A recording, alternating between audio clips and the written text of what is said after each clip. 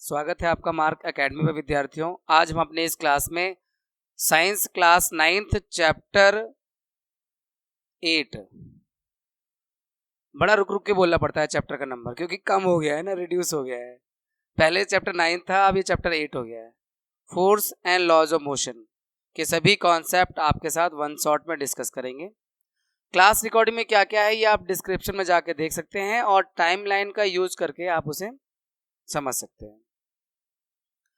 तो सबसे पहले चैप्टर का नाम है force and laws of motion. तो इसका पहला क्वेश्चन यही बनता है, व्हाट इज फोर्स। चैप्टर का नाम ही है force and laws of motion, तो उसका पहला वर्ड फोर्स है। तो फोर्स क्या है, व्हाट इज फोर्स। इसमें force is a pull, push और हिट। हम force is a kind of push, pull और हिट, यानी कुछ भी हम पुश करते हैं, पुल करते हैं या हिट करते हैं तो वो एक फोर्स का ही एक तरीका है, फोर्स लगाने का ही एक तरीका है। तो force is a kind of push, pull और हिट। एग्जाम्पल ऑफ फोर्स, जैसे हम एग्जाम्पल डिस्कस करें तो बॉल किक करते हैं तो हम फोर्स अप्लाई कर रहे हैं, कार को पुश कर रहे हैं फोर्स अप्लाई कर रहे हैं, दरवाजा खोल रहे हैं तो फोर्स अप्लाई कर रहे हैं। जैसे ये भाई साहब हैं, ट्रॉली को पुश कर रहे हैं तो ट्रॉली आगे मूव कर रही है, फोर्स लगा रहे हैं ट्रॉली पर, ट्रॉली आगे मूव कर रही है। ये जो है ड्रॉअर को हम खींचते हैं यानी पुल करते हैं, तब भी हम फोर्स लगाते हैं। ये बहन जी हैं हमारी, बॉल को हिट कर रही हैं तो हम फोर्स लगा रहे हैं। एक तरह हिट करना मतलब फोर्स लगाना है, हॉकी है ना। तो ये these are different kind of ways by which we apply force. ये बहुत सारे अलग अलग तरीके हैं जिसके तरह से हम फोर्स लगाते हैं ऑब्जेक्ट पर। तो पुश, पुल, किक उसका एक एग्जाम्पल है। यहां पर भी हम फोर्स लगाएंगे, जैसे ये स्प्रिंग है, इसको हम फोर्स लगा के ऐसे खींच सकते हैं। तो हम कह सकते हैं फोर्स का असर हम दिखा रहे हैं, फोर्स लगा भी रहे हैं और फोर्स का असर भी होता है कि शेप चेंज हो सकता है। वो लंबा हो गया, खींचकर दबा देते हैं तो वो छोटा हो जाता है, यानी वो आप उसे पुश करते हैं ऊपर से तो उसका शेप छोटा हो जाता है। बॉल का शेप है, हम दोनों तरफ से इसे दबाते हैं तो इसका शेप बदल जाता है। तो हम जब दबा रहे हैं यानी पुश कर रहे हैं उसे एक तरह से, तो वो भी एक फोर्स ही है जो उसके शेप को चेंज कर रहा है। तो फोर्स क्या है, पुश, पुल और हिट। दो बॉडी के बीच में इंटरेक्शन होता है। जब भी फोर्स लगता है तो दो बॉडी के बीच में इंटरेक्शन होता है। अब यहां हाथ और बॉल के बीच में इंटरेक्शन हो रहा है तो फोर्स लगता है तो इंटरेक्शन होता ही है दो बॉडी के बीच में। तो आप ये भी कह सकते हो force is a kind of interaction between two bodies. दो बॉडी के बीच में इंटरेक्शन होता है तो उसको हम कहते हैं कि वो एक तरह से फोर्स अप्लाई कर रहे हैं। कोई उसे खींच रहा है, कोई उसे दूर भगा रहा है, कोई उसके शेप को बदल रहा है, कभी शेप छोटा कर रहा है, शेप बड़ा कर रहा है। तो these are some kind of interaction between two bodies. ठीक है, आगे बढ़ते हैं। Kind of force, contact force. Contact force क्या है, जब वो फोर्स कॉन्टैक्ट आने पर ही लगता है, दो बॉडी के बीच में डायरेक्ट फिजिकल कॉन्टैक्ट होता है तब वो फोर्स लगता है। मस्कुलर फोर्स, हम अपने हाथ से पेन से लिखते हैं तो मस्कुलर फोर्स लगता है। हम अपने हाथ पैरों से जो भी काम कर रहे हैं वो कॉन्टैक्ट के जरिए ही कर रहे हैं। ऐसा थोड़ा ना होता है कि हम ऐसे करें, पेन खींच के आ गया हाथ में। ऐसा होता तो फिर ये अट्रैक्शन फोर्स हो जाता, ग्रेविटेशनल फोर्स जैसी कोई चीज हो, जादू की छड़ी जैसे करते हैं। तो कांटेक्ट फोर्स में क्या है, दोनों बॉडी, अगर मैंने इस पेन को पकड़ा है तो ये पेन और ये मेरा हाथ ये कांटेक्ट में आए। अब हम मस्कुलर फोर्स लगा के इसे हम लिखेंगे। तो कांटेक्ट फोर्स होता है, हिंदी में उसे संपर्क बल कहते हैं, जब दो बॉडी संपर्क में आती हैं, जब दो वस्तुएं एक दूसरे के टच में आती हैं तब ये कांटेक्ट फोर्स काम करता है। जैसे force that come into effect when body is in contact, muscular force और फ्रिक्शनल फोर्स। फ्रिक्शनल फोर्स भी है, हम जमीन पर चलते हैं तभी वो फोर्स काम करता है। हवा में चल रहे हैं तो एयर का फ्रिक्शन लग रहा है तब भी वो हम हवा टच में आ रहे हैं तो एयर का फ्रिक्शन काम कर रहा है, तो ये टच में आने के बाद जो वर्क करता है वो कांटेक्ट फोर्स होता है। After that non contact force, जो बिना कांटेक्ट में आए ही अपना असर दिखाता है। जैसे कि ग्रेविटेशनल पुल ऑफ अर्थ, हम कोई भी चीज ऊपर फेंकें, धरती के से ऊपर फेंकें, हर चीज नीचे ही आगे गिरती है, क्योंकि अर्थ का ग्रेविटेशनल पुल होता है जो उसे नीचे की ओर खींचता है। तो ये एक नॉन कांटेक्ट फोर्स है जो बिना कांटेक्ट में आए ही लगता है। मैग्नेटिक फोर्स, दो मैग्नेट एक दूसरे को दूर से ही अट्रैक्ट कर लेते हैं या दूर से ही रिपेल कर देते हैं, तो ये नॉन कांटेक्ट फोर्स है। इलेक्ट्रोस्टैटिक फोर्स, चार्ज बॉडी जो है एक अनचार्ज बॉडी को अट्रैक्ट कर लेती है, तो वो भी नॉन कांटेक्ट फोर्स है। तो ये नॉन कांटेक्ट फोर्स हो गया।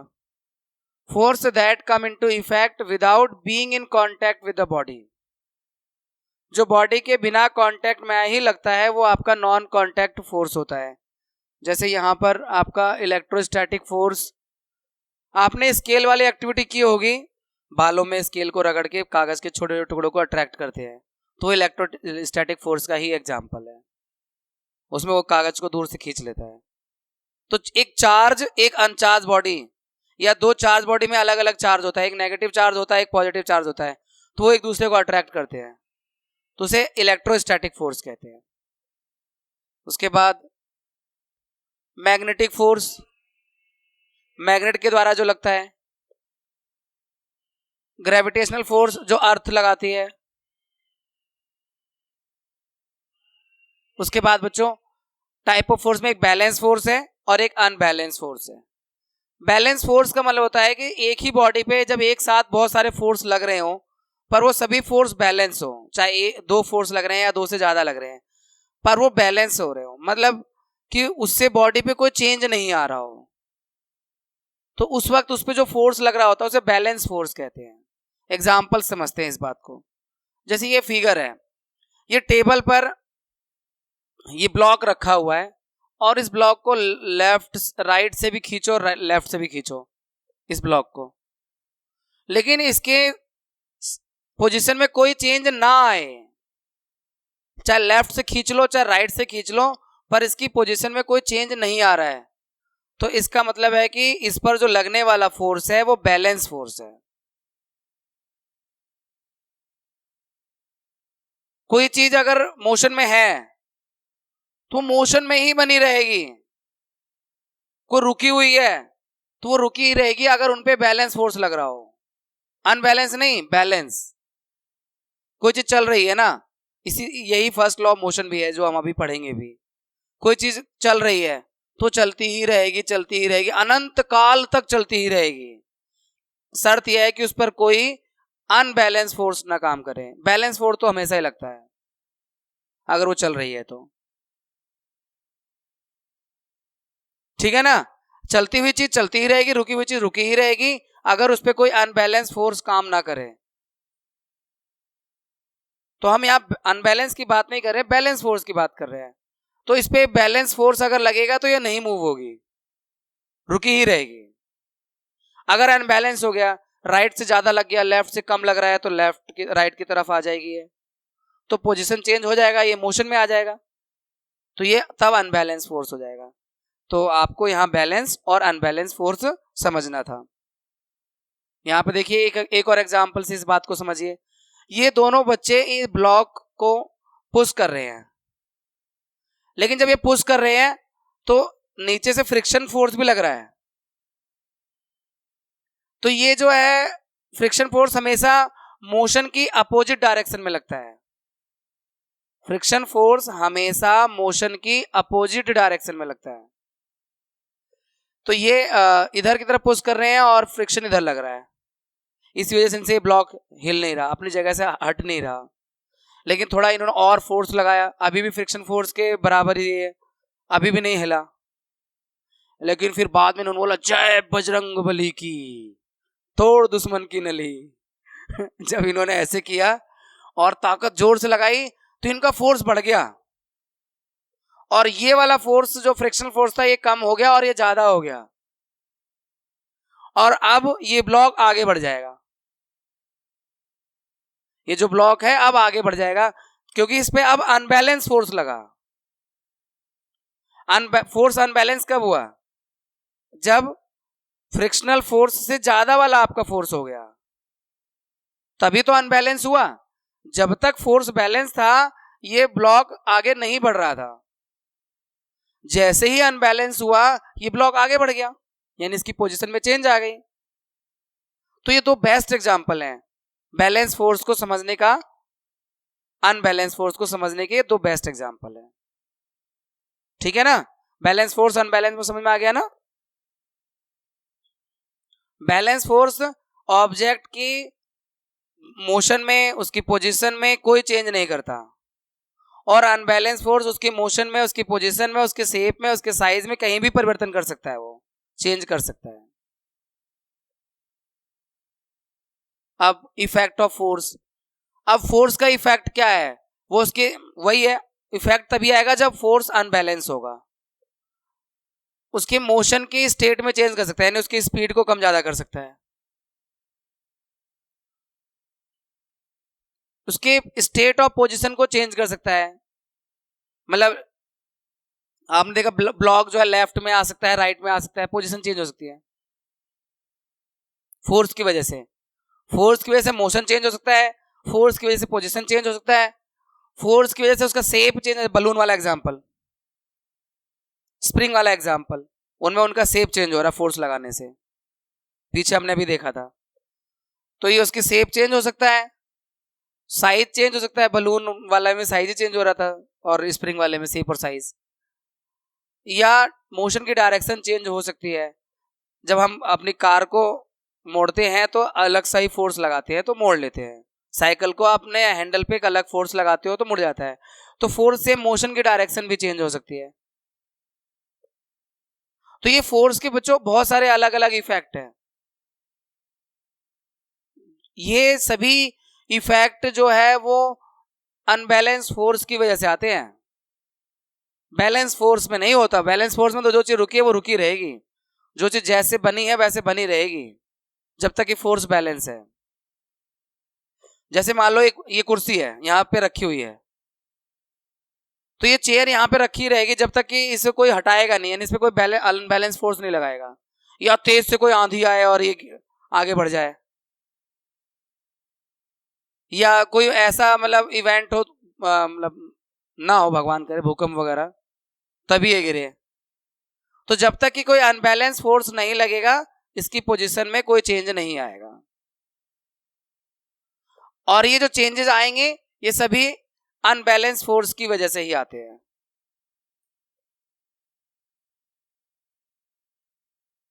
अब हम आगे फर्स्ट लॉ ऑफ मोशन पे। हम जो बार बार आपसे कह रहे हैं ना बैलेंस फोर्स और अनबैलेंस फोर्स, उससे ही फर्स्ट लॉ ऑफ मोशन आता है। जैसे मैंने आपको कहा कि अगर ये चेयर, इस चेयर की पोजीशन में तब तक कोई चेंज नहीं आएगा जब तक कि इस पे कोई फोर्स ना लगे, यानी ये चेयर रेस्ट में है तो ये रेस्ट में ही बनी रहेगी। ऐसे ही कोई ऑब्जेक्ट अगर मोशन में है तो मोशन में ही बना रहेगा जब तक कि उस पे कोई एक्सटर्नल अनबैलेंस फोर्स ना लगे।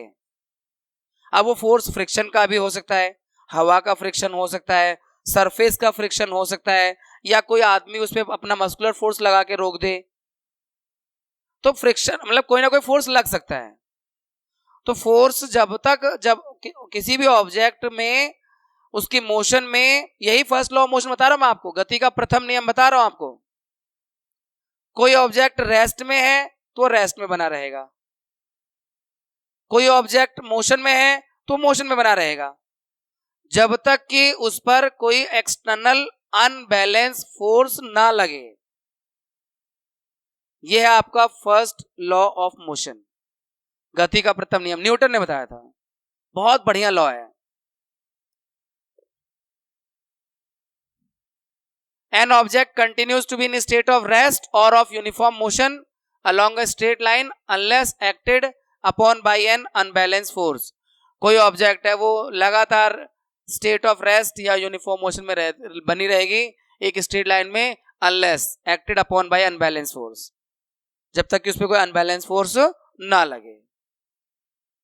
जरूरी नहीं कि आप इसी डेफिनेशन को रटो, मैंने जो आपको एक्सप्लेन किया उसे अपने वर्ड में लिखो। If any object is in motion it tends to be in motion, if any object is at rest it tends to be at rest until unless any external unbalanced force act on it। ये आपका first law of motion है। आइए समझते हैं कुछ examples इस motion law को। जैसे यहां पर बताया हुआ है बच्चों, ये एक बॉल है जो स्लोप से नीचे लुढ़क रही है और उसके बाद इसी इक्वल वैल्यू एंगल का स्लोप इधर है जो ऊपर इस पे चढ़ जाएगी, लेकिन इस पे कोई बाहर का फोर्स ना लग रहा हो तब, यानी फ्रिक्शन ना लग रहा हो, मतलब फ्रिक्शन को कम से कम कर देंगे, यहाँ पे 0 कर देंगे, या एयर का फ्रिक्शन ना लग रहा हो, सरफेस का फ्रिक्शन ना लग रहा हो, तो ये बॉल जितनी हाइट से नीचे आएगी उतनी हाइट तक वापस जाएगी। फर्स्ट लॉ मोशन कहता है। देखो अब ये बॉल इस हाइट से आई और ये ब्लैक वाला स्लोप, पहला वाला स्लोप यहां तक गई, उसी हाइट तक गई, फिर हमने इस स्लोप को कम कर दिया, ये वाला दूसरे नंबर पे जो है ब्लू वाला, तो जब हमने स्लोप को कम कर दिया तो ये और ज्यादा डिस्टेंस कवर करेगी उस हाइट तक आने के लिए, यानी ये दूरी बढ़ जाएगी, लाइन की लंबाई जो है बढ़ जाएगी, यानी थोड़ा और ज्यादा दूर तक जाएगी उस हाइट को पाने के लिए जिस हाइट से वो नीचे गिरी है। फिर हमने स्लोप को और कम किया, इसकी ढलान को और कम किया यहां थर्ड पोजीशन में, तो और ज्यादा दूर तक ये बॉल जाएगी उस हाइट को पाने के लिए जिस हाइट से वो नीचे आई थी। और अगर हमने स्लोप को 0 ही कर दिया, ये रहा ये वाला स्लोप, तो ये बॉल चलती ही रहेगी, चलती ही रहेगी, अनंत काल तक चलती ही रहेगी, जब तक इस पर कोई एक्सटर्नल अनबैलेंस फोर्स ना लगे। लेकिन ये सभी जो कंडीशन है ना, शर्तें लागू। आपने कोई कंपनी का ऐड देखते हो तो उसमें धीरे से लिखा होता है, नीचे लिखा होता है, धीरे से बोलते भी हैं, शर्तें लागू। कोई ऑफर है, 80% डिस्काउंट का ऑफर चल रहा है किसी कंपनी का शॉपिंग में, तो धीरे से लिखा रहता है शर्तें लागू, नीचे छोटा सा। पता है क्यों लिखा रहता है? उसमें लिखा रहता है कि 5,000 की शॉपिंग करोगे तब 80% डिस्काउंट है, या फिर कुछ सेलेक्टेड आइटम पे 80% डिस्काउंट है। ऐड तो वो कर रहे हैं इतना बड़ा कि 80% डिस्काउंट चल रहा है, बम्पर डिस्काउंट चल रहा है। जब मॉल के अंदर घुसे, भाई साहब देखो डिस्काउंट ये जो पुराने आइटम है ना इन पर है, ये जो फ्रेश माल आया है ना इन पे कोई डिस्काउंट नहीं है, ऐसे बताते हैं। और बाहर लगा देंगे बड़ा सा बोर्ड, डिस्काउंट चल रहा है 80% का। इंसान सोचेगा यार चलो यार डिस्काउंट चल रहा है, चप्पलों पे डिस्काउंट चल रहा है 80% का, लेके आते हैं।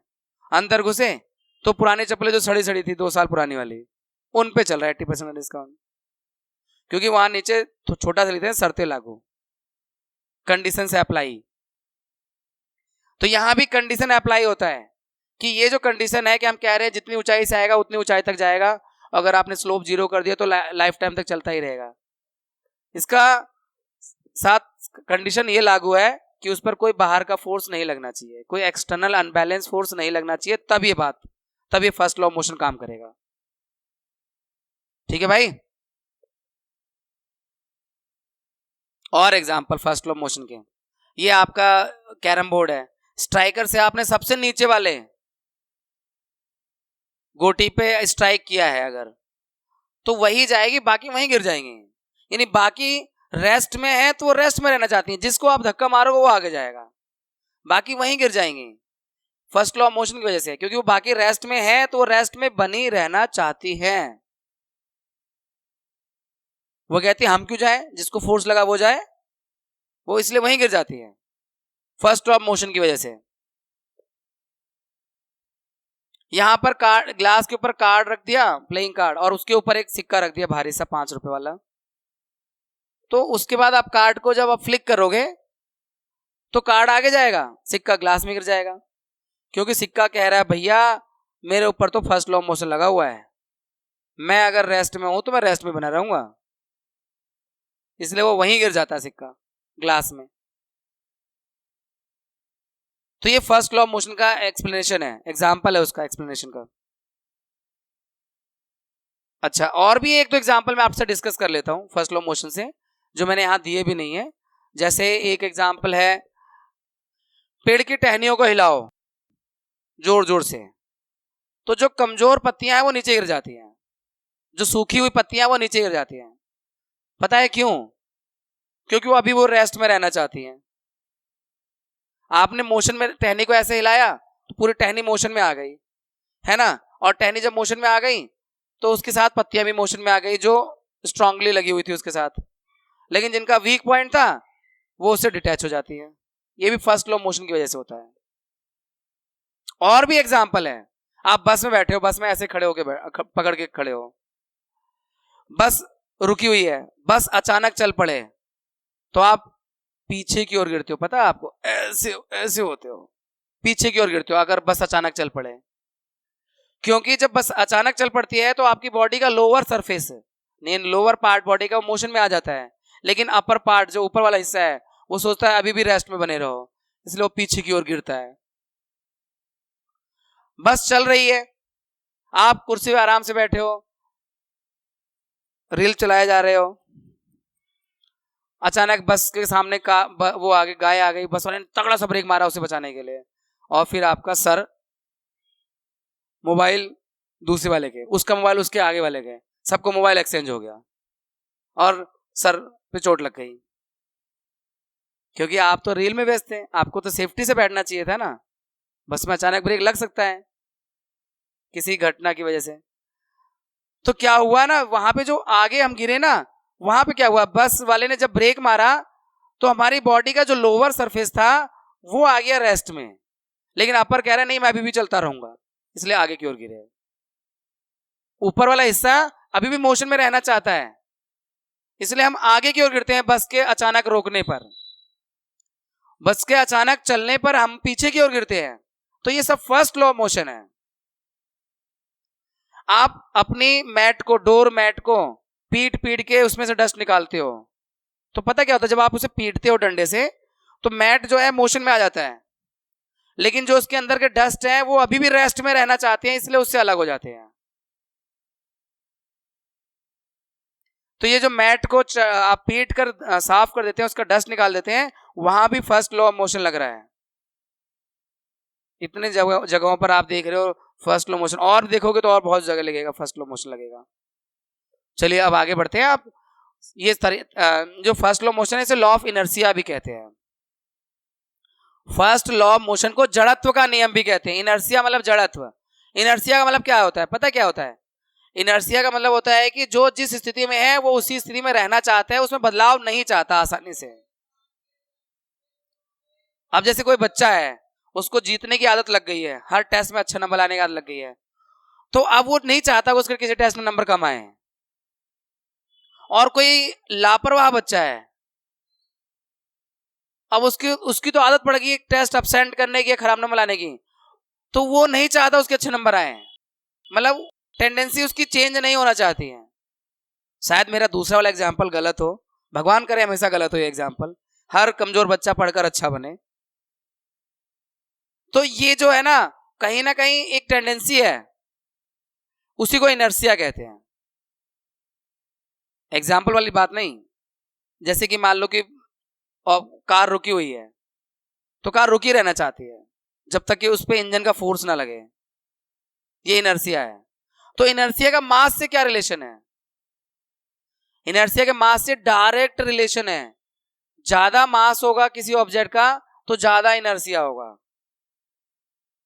जैसे एक साइकिल और कार को कंपेयर करोगे तो साइकिल का मास कम है और कार का मास ज्यादा है, तो कार अकेले आपसे धक्का मार के चलना आपके लिए मुश्किल है। साइकिल तो आप आराम से फेंक ही दोगे उठा के, धक्का मार के चलाने के छोड़ो, आप फेंक दोगे उठा के। तो कार का इनर्शिया ज्यादा है इन कंपैरिजन टू साइकिल। ऐसे ही अगर ट्रक और कार में कंपेयर करोगे तो कार का इनर्शिया कम होगा, ट्रक का ज्यादा होगा, क्योंकि ट्रक का मास ज्यादा है। तो अच्छा, इसीलिए ट्रक की पोजीशन को चेंज करना हमारे लिए नामुमकिन है। दो लोग मिलकर भी ट्रक को आगे नहीं धक्का मार सकते। कार में तो फिर भी दो लोग मिलकर धक्का मार सकते हैं। तो इनर्शिया क्या है? इनर्शिया जो फर्स्ट लॉ मोशन है वो इनर्शिया ही है कि ऑब्जेक्ट अपनी स्टेट ऑफ मोशन या स्टेट ऑफ रेस्ट को चेंज नहीं करना चाहता, वो उसी में बना रहना चाहता है। वो इनर्शिया है, वही फर्स्ट लॉ मोशन है। तो मास का इनर्सिया से क्या रिलेशन है? ज्यादा मास होगा तो ज्यादा इनर्सिया होगा, कम मास होगा तो कम इनर्सिया होगा। इसीलिए अगर एक आपकी रबड़ की फुटबॉल है और एक पत्थर की शेप, फुटबॉल का शेप है पत्थर का है, तो आप पत्थर की फुटबॉल को उड़ा नहीं सकते किक करके।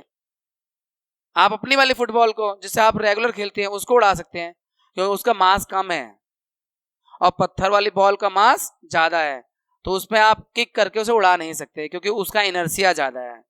यानी वो अपनी पोजीशन में चेंज का बहुत ज्यादा विरोध करती है, आसानी से वो अपनी पोजीशन को नहीं बदलना चाहती। ठीक है, तो ये मास और इनर्सिया का रिलेशन है। जिसका मास ज्यादा है उसका इनर्सिया ज्यादा है। Mass of object is measure of inertia, ये डेफिनेशन है मास की। किसी मतलब यहाँ पे हम मास के डेफिनेशन इनर्सिया से लेते हैं। Mass of an object is measure of inertia, यानी ज्यादा इनर्सिया है तो ज्यादा मास है। और इनर्सिया क्या है?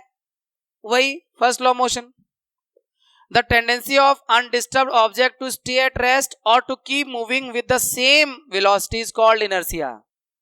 यानी कोई अनडिस्टर्ब ऑब्जेक्ट है, यानी उसको डिस्टर्ब मत करो, अगर वो चल रहा है तो चाहता है कि चलता ही रहे उसी मोशन में यूनिफॉर्म वेलोसिटी से, और रुका हुआ है तो चाहता है कि वो रुका ही रहे। हर चीज हर ऑब्जेक्ट पे बात लागू होती है।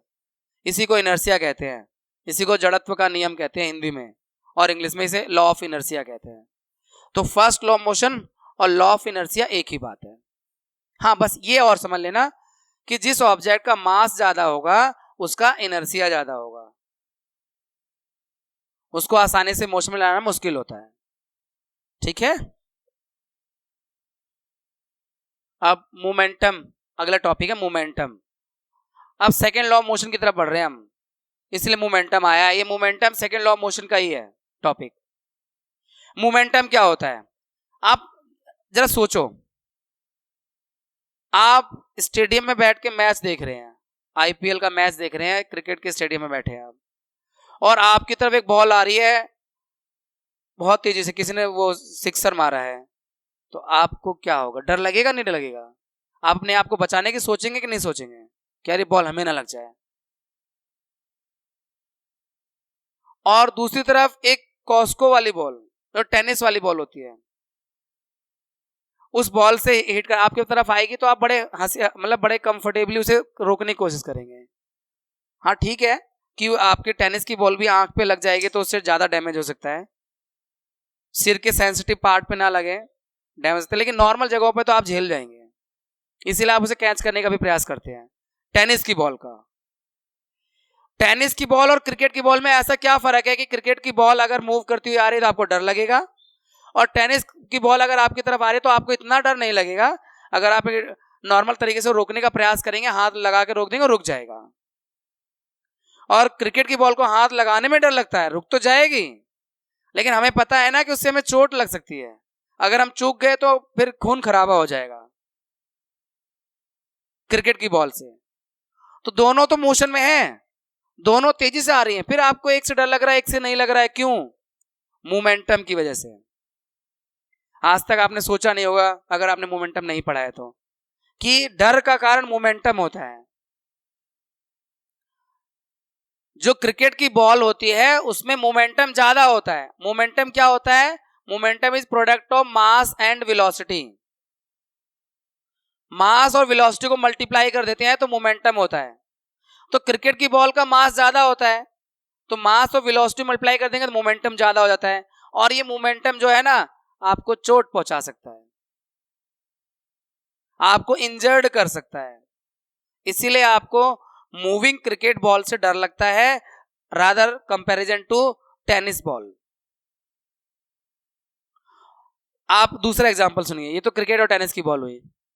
आपकी तरफ एक ट्रक आ रहा है और आपकी तरफ आपका दोस्त एक साइकिल चला के आ रहा है, दोनों की स्पीड सेम है, लेकिन आपको साइकिल वाले से डर नहीं लगेगा, लेकिन ट्रक के सामने आप आने की सोचेंगे भी नहीं कभी।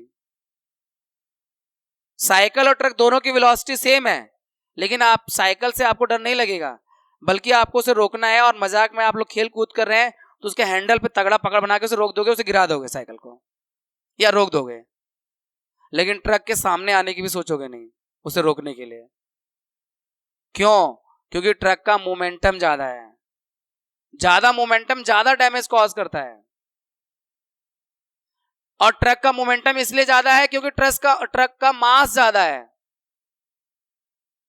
मोमेंटम दो चीजों से आता है, मास और वेलोसिटी। दोनों, ट्रक और साइकिल की वेलोसिटी दोनों की सेम है, लेकिन मास ट्रक का बहुत ज्यादा है इन कंपैरिजन टू साइकिल, इसलिए उसका मोमेंटम भी बहुत ज्यादा हो जाता है और हम हिम्मत नहीं कर सकते ट्रक को हाथ से रोकने की, उसके सामने आने की।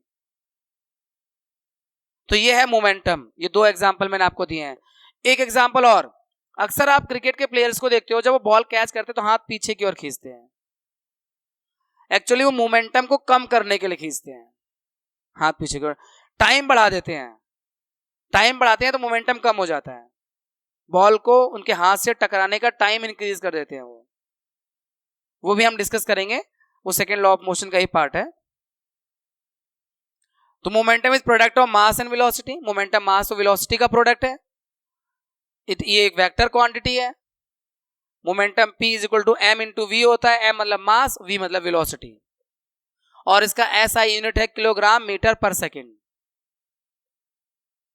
एग्जाम्पल में वो क्रिकेट की बॉल वाला दे रखा है कि किस तरह से हाथ को पीछे खींचते हैं तो मोमेंटम कम कर देते हैं टाइम बढ़ाने की वजह से। अब आते हैं सेकेंड लॉ ऑफ मोशन पे। सेकेंड लॉ ऑफ मोशन, देखो बेटा, पहले चलो इसकी डेफिनेशन देखते हैं, फिर एक्सप्लेनेशन की बात करते हैं, क्योंकि एक बार तो आपको डेफिनेशन पढ़नी ही पड़ेगी अगर समझना है तो। मोमेंटम समझ में आ गया, लेकिन मोमेंटम से रिलेटेड यही है डेफिनेशन।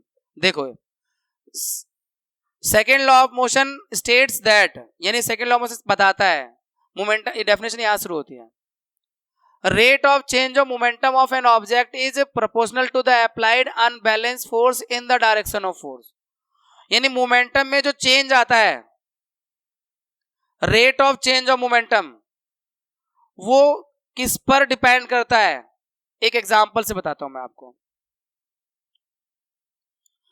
एक बॉल, क्रिकेट का मैच चल रहा है, एक स्पिन बॉल आ रही है, स्पिनर जो है धीरे से बॉल कराता है ना, आपको पता है, तो बॉल जो स्पिनर आ रही है यानी वो कम फोर्स लगा रहा है, उस बॉल में मोमेंटम भी कम होगा। और उस बॉल की अगर मोमेंटम को चेंज करना है, यानी उसको जोर से मारना पड़ेगा बाउंड्री के पार करने के लिए, यानी मोमेंटम पहले भी था उस बॉल में जब वो स्पिन बॉलर ने बॉल कराई, तो आपने अक्सर देखा है स्पिन बॉलर की बॉल को ज्यादा दूर तक भेजने के लिए बैट्समैन को ज्यादा मेहनत करनी पड़ती है, आगे बढ़ के मारना पड़ता है उसे, आगे बढ़ के उसे उठाना पड़ता है छक्के के लिए। तो मोमेंटम में चेंज हो रहा है, जब वो आप उसे बाउंड्री लाइन के बाहर भेज रहे हैं, सिक्सर के लिए भेज रहे हैं, तो वो मोमेंटम में उसके चेंज आ रहा है बॉल के, लेकिन ज्यादा फोर्स लगाना पड़ रहा है आपको, क्योंकि बॉल में पहले से मोमेंटम कम था। लेकिन एक फास्ट बॉलर है, उस पर कुछ नहीं करना आपको, बस उसको डायरेक्शन देनी है, कट, बॉल जा रही है सामने से, बस उसे ऐसा हल्का सा डायरेक्शन चेंज कर दो, सीधा बाउंड्री के बाहर। क्योंकि आपने क्या किया, उसकी मोमेंटम को इस्तेमाल किया, बस डायरेक्शन चेंज कर दी, ऑलरेडी बहुत तेज आ रही थी वो। तो मोमेंटम में चेंज अगर करना है तो उस पे, वो किस पर डिपेंड करता है, फोर्स पर। आपको साइकिल चल रही है, उसको तेज चलाना है तो आपको ज्यादा फोर्स लगाना पड़ेगा साइकिलिंग में। कोई साइकिल पहले से चल रही है, उसे रोकना है तो आपको फोर्स लगाना पड़ेगा, तो रुकेगा तो क्या चेंज होगा, मोमेंटम ही तो बदलेगा। कोई चीज चलेगी या रुकेगी तो चेंज किस में आएगा, मोमेंटम में। क्यों मोमेंटम में चेंज आएगा, क्योंकि वेलोसिटी चेंज होगी, है ना भाई, वेलोसिटी या तो कम होगी या ज्यादा होगी, तो वेलोसिटी जैसे ही बदलेगी मोमेंटम बदल जाएगा, क्योंकि मोमेंटम जो होता है, ये देखो, मास और वेलोसिटी का प्रोडक्ट है। मास तो नहीं चेंज हो रहा जब आप साइकिल को रोक रहे हैं, लेकिन हाँ वेलोसिटी तो चेंज हो रही है। वेलोसिटी के चेंज होने से क्या चेंज हो जाता है, मोमेंटम, और मोमेंटम चेंज हो जाएगा, दैट मीन्स उसको मोमेंटम में चेंज लाने के लिए आपको फोर्स की जरूरत पड़ती है। यही लिखा हुआ है second law motion, second law motion यही लिखा हुआ है, अगर आप इस पे गौर करें तो। सेकेंड लॉ मोशन स्टेट है rate of change of momentum is directly proportional to the applied unbalance force in the direction of force.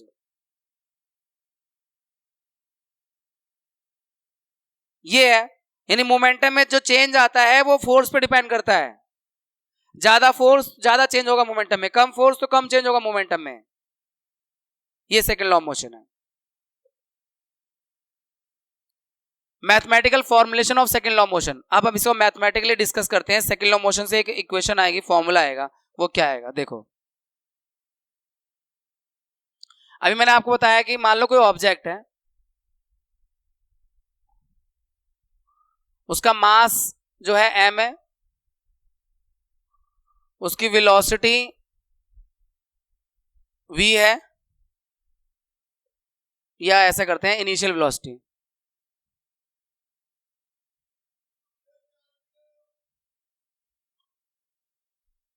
Initial velocity u है। तो जो मोमेंटम आएगा p1 पहला, वो mu आएगा। फिर आपने उस पर कोई फोर्स लगाया तो उसका जो वेलोसिटी चेंज हुआ, फाइनल वेलोसिटी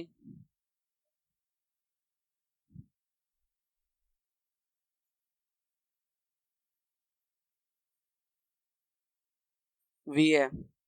तो जो मोमेंटम इसका आएगा p2 mv आएगा। तो चेंज इन मोमेंटम कैसे निकालेंगे? चेंज इन मोमेंटम मतलब p2 माइनस p1 यानी mv minus mu, m common ले लो, mv माइनस u। अब सेकेंड लॉ ऑफ मोशन क्या कहता है? Rate of change of momentum, rate of change of momentum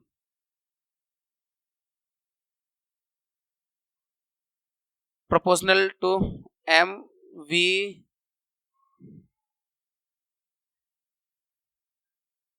upon t। Rate आ गया ना, टाइम आ गया। Rate of change of directly proportional to, ये rate of change of momentum को हम लिख देंगे m v minus v upon t, rate मतलब टाइम। अब rate of change of momentum किस पर डिपेंड करता है? फोर्स पर। Rate of change of momentum किस पर डिपेंड करता है? फोर्स पर। तो ये हो जाएगा F proportional to m v minus u upon t। ये प्रोपोर्शनलिटी का सिंबल होता है।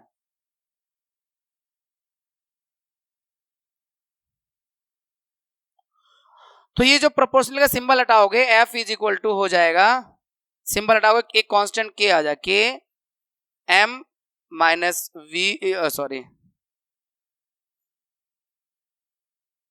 m v minus u upon t।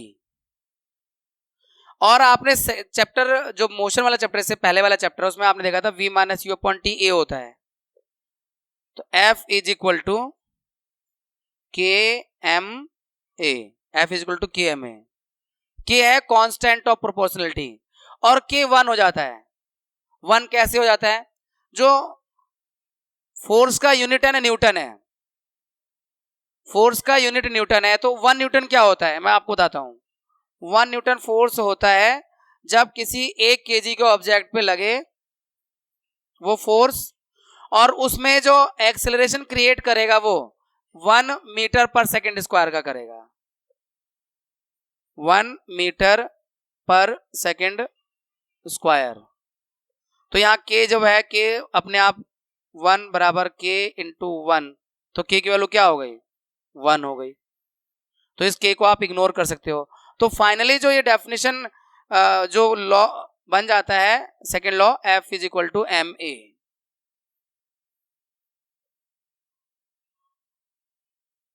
ये सेकेंड लॉ ऑफ मोशन का मैथमेटिकल फॉर्मुलेशन है। F is equal to M a. F force है, m mass है और a एक्सेलरेशन है। तो F is equal to M a कैसे हुआ, आप यहां पे समझ लीजिए फिर से। Rate of change of momentum ये निकाला है, m v minus u upon t है ये। अब rate of change of momentum किस पे डिपेंड करता है? फोर्स पर, ये सेकंड लॉ ऑफ मोशन की डेफिनेशन में हमने पीछे पढ़ा था अभी, तो हमने फोर्स पे डिपेंड करवा दिया, यानी प्रोपोर्शनल टू फोर्स।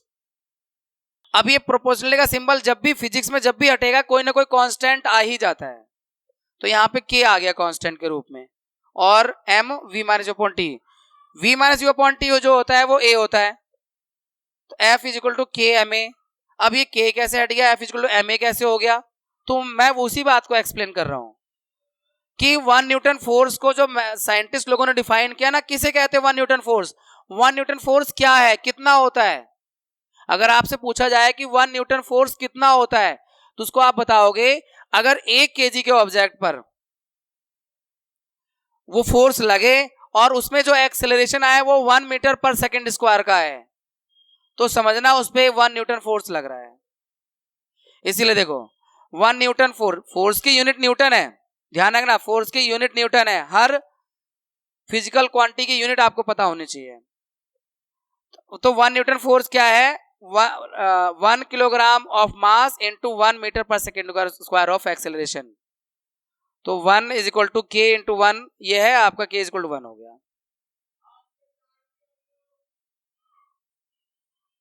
ठीक है। तो के की वैल्यू 1 हो गई, इसलिए यहां से के को इग्नोर कर देते हैं, 1 मल्टीप्लाई में रहता है इसलिए, तो F is equal to M A, ये है आपका सेकेंड लॉ ऑफ मोशन का formula, F is equal to M A.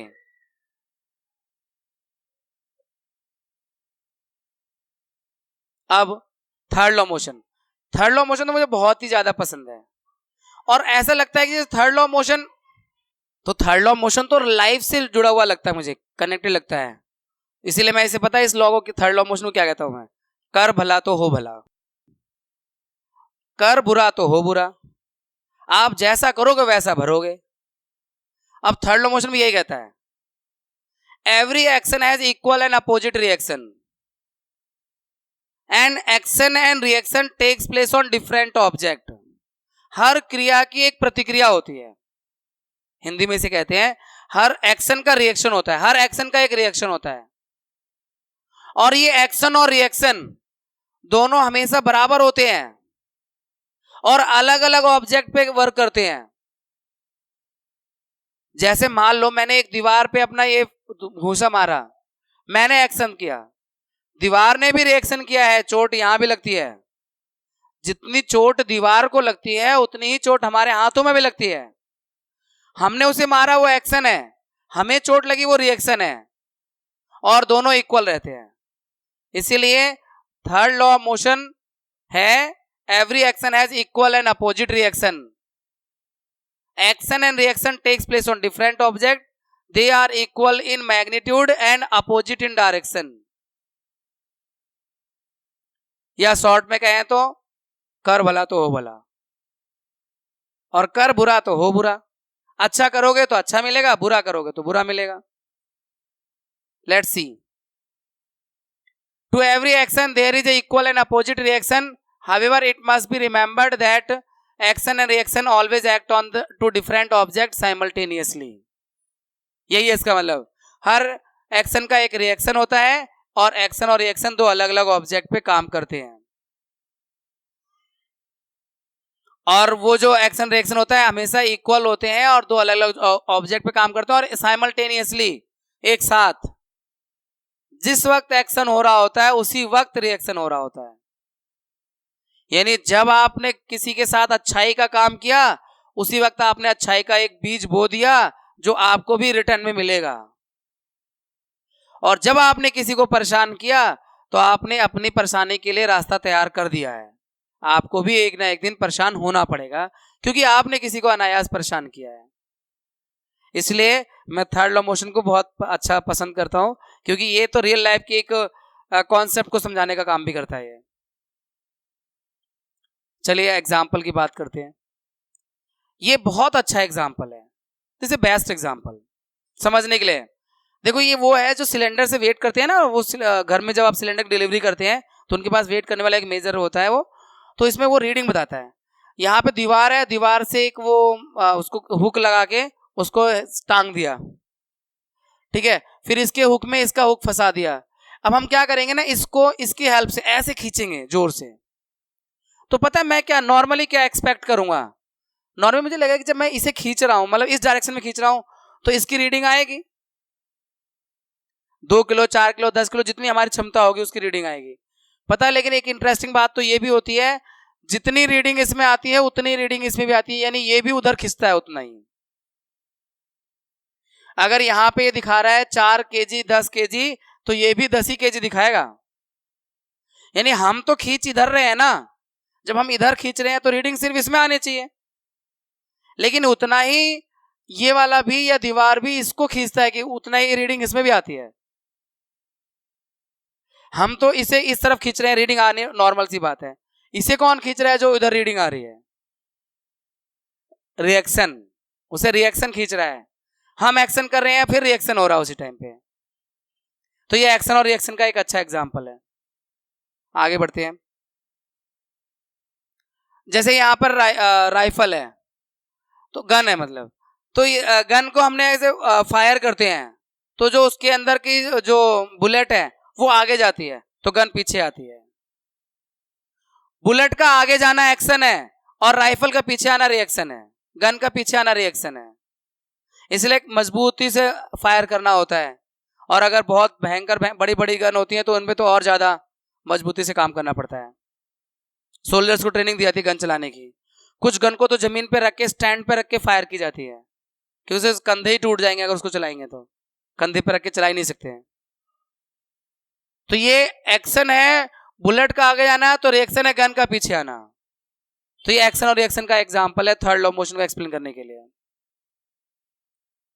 उसके बाद ये भाई साहब अगर इस पे कूदेंगे ना, तो ये आगे भागेंगे, ये पीछे भागेंगे इनकी बोट, और ये गिर भी सकते हैं। इन्हें बहुत बैलेंस से कूदना पड़ेगा, बहुत बचा के कूदना पड़ेगा, क्योंकि जब ये आगे कूद रहे हैं तो एक्शन हो रहा है और रिएक्शन पीछे वाले बोर्ड पे होगा, वो पीछे भागेगी। एक्शन और रिएक्शन का ये दोनों एक दूसरे, ये जो है भाई साहब इसको अभी तो सीधे खड़े हैं और नीचे व्हील लगा हुआ है, यानी मूव कर सकता है। अगर इन्होंने डायरेक्ट ऐसे पकड़ाने का प्रयास किया, उसने भी डायरेक्ट खड़े खड़े बैलेंस बना के पकड़ लिया तो ठीक है। अगर ये झुके उसे पकड़ाने के लिए और वो झुकी पकड़ने के लिए, तो दोनों के मुंह पे नीचे गिरेंगे एक दूसरे के ऊपर, क्योंकि ये पहिया पीछे भाग जाएगा। ये आगे और पहिया पीछे, और मुंह के बल गिरेंगे दोनों एक दूसरे के ऊपर, फिर एक दूसरे पर चिल्लाएंगे। तुझे पकड़ाना नहीं आता, वो कहेगा तुझे पकड़ना नहीं आता, तू झुकी थी, नहीं तू झुका था। तो ये अगर झुके तो ये पहिया पीछे जाएगा, यानी इनका झुकना एक्शन है और फिर पीछे जाना ट्रॉली का रिएक्शन है। तो एक्शन और रिएक्शन एक साथ काम करते हैं, अलग अलग ऑब्जेक्ट पे काम करते हैं, मैग्नीट्यूड में इक्वल होते हैं। इस तरह से आपका एक शानदार चैप्टर पूरा होता है force and laws of motion का। Have a happy learning, take care, अपनी हेल्थ और पढ़ाई दोनों का विशेष ध्यान रखिए। मिलते हैं आपसे नेक्स्ट चैप्टर में।